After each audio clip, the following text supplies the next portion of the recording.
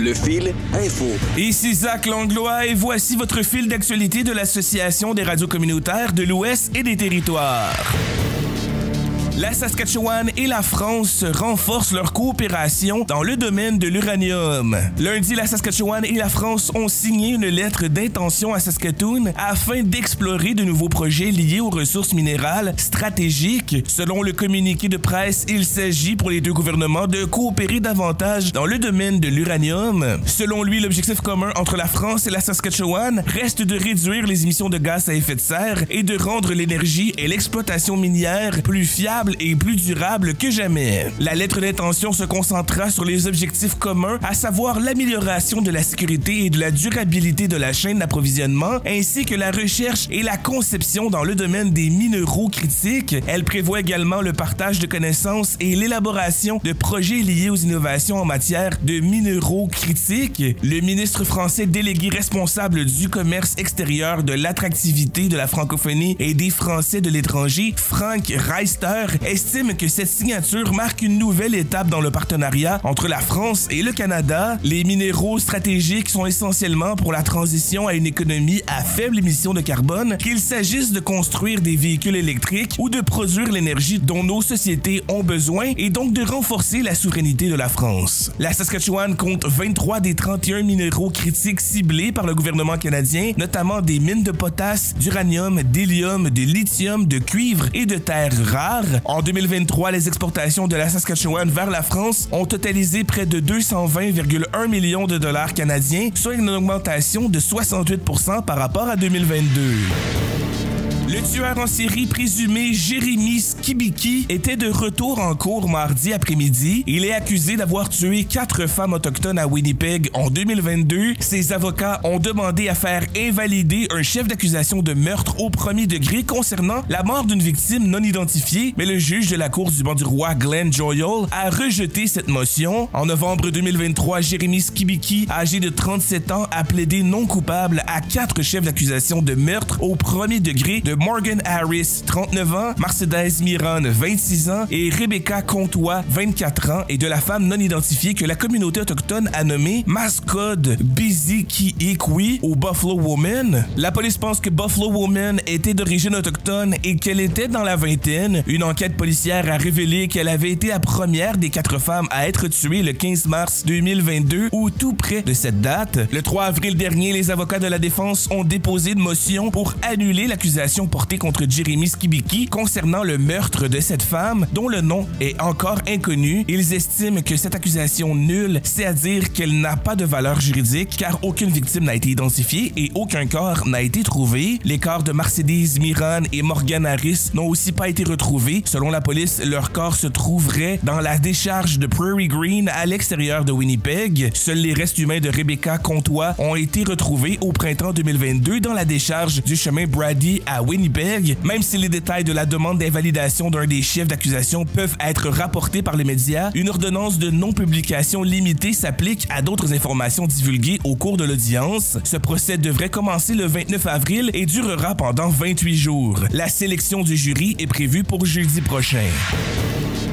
Marco Van Hugenbos, Alex Van Herk et George Jansen, dont le procès a débuté au début du mois devant un jury à Lethbridge, ont été reconnus coupables de méfaits en lien avec le blocage de la frontière à Coutts il y a 2 ans durant les manifestations contre les mesures sanitaires pendant la pandémie de COVID-19. Les jurés ont délibéré pendant 3 heures avant de déclarer les 3 hommes coupables d'un chef d'accusation de méfaits de plus de 5 000 $ chacun. La peine maximale pour un méfait public supérieur à ce montant est de 10 ans d'emprisonnement. Un rapport pré-sententiel a été ordonné pour les 3 hommes. Une nouvelle audience est prévue le 22 juillet avant la détermination de la peine. Marco Van Hugenbos, Alex Van Herk et George Jansen avaient été accusés par la couronne d'avoir aidé à diriger et à coordonner le blocus du poste frontalier de Coutts en Alberta en 2022. Ce blocus imposé par les manifestants en protestation contre les règles et les restrictions imposées durant la pandémie de COVID-19 avait immobilisé le trafic entre le Canada et les États-Unis à partir du principal poste frontalier entre l'Alberta et l'État américain du Montana, et ce pendant 2 semaines. À l'annonce du verdict, des cris de surprise ont été entendus dans une salle d'audience remplie de sympathisants des 3 hommes. Ni Van Ingenbos et ni Van Herk n'ont l'intention de faire appel de leur condamnation. Lors du procès devant la Cour du banc du roi, la couronne a présenté des témoins, dont des agents de la Gendarmerie royale du Canada, qui ont déclaré que les 3 hommes étaient les principaux instigateurs de la manifestation. Au cours du procès, les officiers ont déclaré qu'au fur et à mesure que la manifestation s'éternisait, le leadership se concentrait sur les 3 accusés, poussant ainsi la Gendarmerie royale du Canada à se tourner vers eux pour négocier. Le secteur de la construction cherche du soutien face à la pénurie de travailleurs. L'Association de la construction de la Colombie-Britannique affirme que le secteur compte davantage de travailleurs par rapport aux dernières années, mais que la pénurie de main-d'œuvre persiste et exerce des pressions extrêmes sur les employeurs. Selon cette dernière, le manque de travailleurs qualifiés a fait grimper le salaire annuel moyen dans le secteur à un peu moins de 75 000 $, soit une hausse de 21 % au cours des 5 dernières années. Elle indique que le salaire moyen en début de carrière dans le secteur de la construction s'élève à plus de 22 $ de l'heure, soit 25 % de plus que le salaire minimum dans la province. Le président de l'Association de la construction de la Colombie-Britannique, Chris Atchison, déclare dans un communiqué que les niveaux de main-d'œuvre se sont améliorés, mais que d'après ses prévisions, un déficit de 6 600 travailleurs qualifiés persisterait d'ici 2033. Selon M. Atchison, dans l'industrie, le nombre de travailleurs spécialisés a diminué de 7 % ces 5 dernières années pour atteindre 167 300 et la taille d'une entreprise de construction moyenne a réduit de 15 % au cours de cette période. L'Association de la construction de la Colombie-Britannique signale que les entreprises de construction font également face à une incertitude persistante lorsqu'il s'agit de se faire payer pour leur travail, les entrepreneurs devant parfois attendre des mois pour être payés. En octobre 2023, afin d'attirer davantage de travailleurs, David Eby avait annoncé son intention d'obliger les chantiers de construction à installer des toilettes à chasse d'eau. La mesure visait à modifier la réglementation provinciale pour obliger les entreprises de la construction à fournir sur les chantiers comptant 25 travailleurs ou plus des toilettes et des installations pour le lavage des mains connectées au réseau d'égouts ou encore des unités de toilettes mobiles dotées d'eau courante. La Gendarmerie royale du Canada critiquée pour sa conduite envers les femmes autochtones itinérantes de Yellowknife.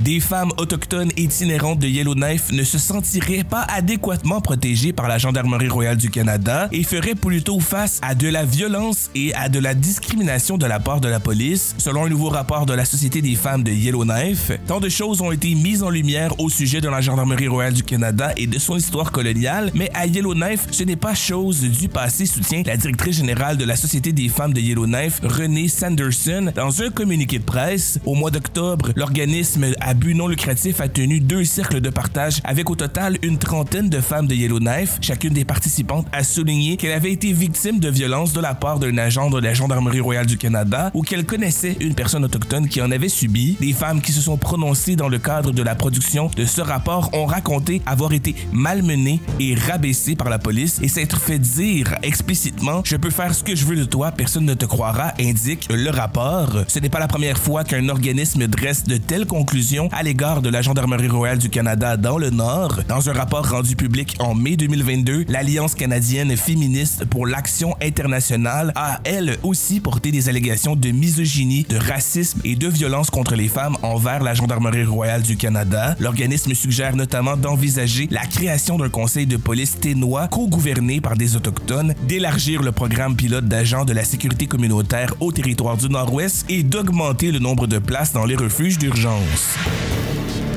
Une clinique mobile de dépistage de la tuberculose s'installe à Nojat.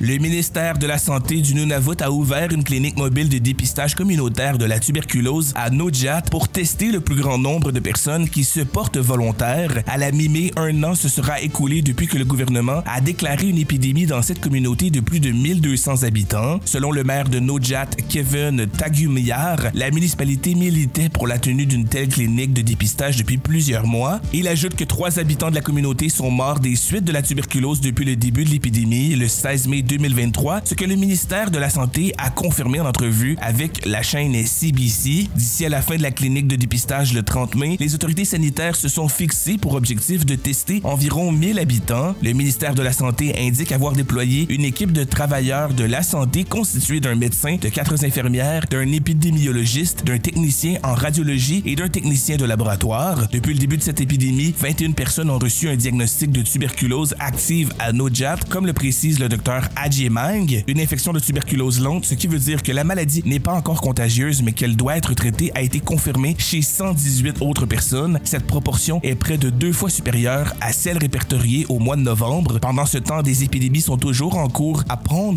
Inlet et à Pangnirtung. Cette dernière a tenu une clinique de dépistage au courant de l'automne qui a permis de tester environ 70% de la population. Le fil sportif. Le vainqueur d'une enchère ne veut plus de la boîte de cartes de hockey qu'il a remportée. Jack Harshowski, un Ontarien, a remporté aux enchères une boîte non ouverte qui contient des milliers de cartes de hockey de la marque O-Pee-Chee pour le prix de 3,72 millions de dollars américains. Il affirme cependant qu'il a changé d'avis, qu'il ne veut plus de cette boîte qui inclut des cartes recrues du célèbre joueur Wayne Gretzky. Jack Harshowski indique toutefois qu'il n'a pas encore payé la somme entière pour cette boîte de cartes et qu'il reste 720 000 $ à payer avant qu'elle ne soit en sa possession. Les Jets n'ont jamais perdu d'argent malgré la baisse de vente de billets dit True North. La société propriétaire des Jets de Winnipeg affirme ne jamais avoir perdu d'argent depuis le retour de la Ligue nationale de hockey à Winnipeg en 2011, même lors de la récente baisse des ventes de billets au Centre Canada Life. True North Sport Entertainment aurait réalisé des bénéfices sur ses activités combinées de hockey, d'aréna et de produits dérivés chaque année, déclare son président Mark Chipman. True North a perdu de l'argent sur les opérations de hockey, mais l'entreprise n'aurait jamais été dans une situation déficitaire depuis que les anciens Trashers d'Atlanta ont déménagé à Winnipeg, soutient M. Chipman. Les jeunes athlètes manitobains face à leur rêve olympique. Environ 130 jeunes athlètes manitobains se sont rassemblés au centre communautaire Dakota à Winnipeg samedi pour un événement de repérage. Le camp des recrues RBC est organisé chaque année à travers le pays en partenariat avec le Comité olympique canadien pour tenter de repérer le potentiel insoupçonné de jeunes sportifs. Chacun des compétiteurs âgés de 14 à 25 ans a dû se confronter à une série de 4 exercices permettant de mesurer leur puissance, leur vitesse ou encore leur endurance. Les observateurs sportifs ainsi que des athlètes olympiques étaient présents afin de conseiller les sportifs et de consigner précisément leur performance. Connor McDavid devient le 4e joueur auteur de 100 passes de l'histoire de la Ligue nationale de hockey. Connor McDavid est devenu lundi le 4e joueur de l'histoire de la Ligue nationale de hockey à atteindre le plateau des 100 passes. Le capitaine des Oilers d'Edmonton rejoint ainsi Wayne Gretzky qui a atteint ce plateau 11 fois, Mario Lemieux et Bobby Orr dans ce cercle restreint. Il est également le premier à le faire depuis la saison 1990 à 1991. Le joueur étoile de l'équipe de hockey de la capitale albertaine a réussi à dépasser cette marque dans le circuit Bettman après avoir accumulé 2 mentions d'aide lundi lors d'une victoire écrasante avec la marque de 9-2 contre les Sharks de San Jose. Un tournoi de hockey pour redorer la fierté des jeunes autochtones de l'Alberta. Des jeunes et leurs familles ont voyagé d'un peu partout en Alberta pour se réunir à Calgary lors d'un tournoi de hockey dédié aux membres de communautés autochtones de la province. L'événement qui se déroule du 11 au 14 avril dans la métropole est l'occasion pour 120 équipes autochtones de s'affronter. Au total, l'événement rassemble 2400 joueurs et joueuses de hockey âgés de 4 à 22 ans. Depuis quelques années, le hockey féminin prend de plus en plus d'ampleur dans le tournoi. Les équipes féminines des catégories moins de 13 ans, moins de 15 ans, moins de 18 ans et moins de 21 ans participeront à 3 matchs au moins.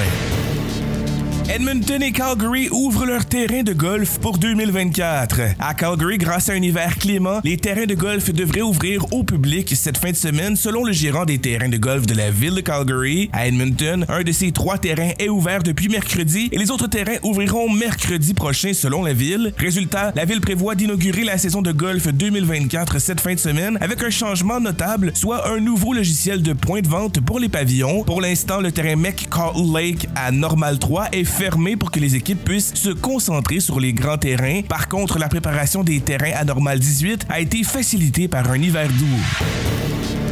Ce fil d'actualité est produit par l'Arco en collaboration avec Boréal FM en Alberta. Ce projet est financé par Patrimoine canadien.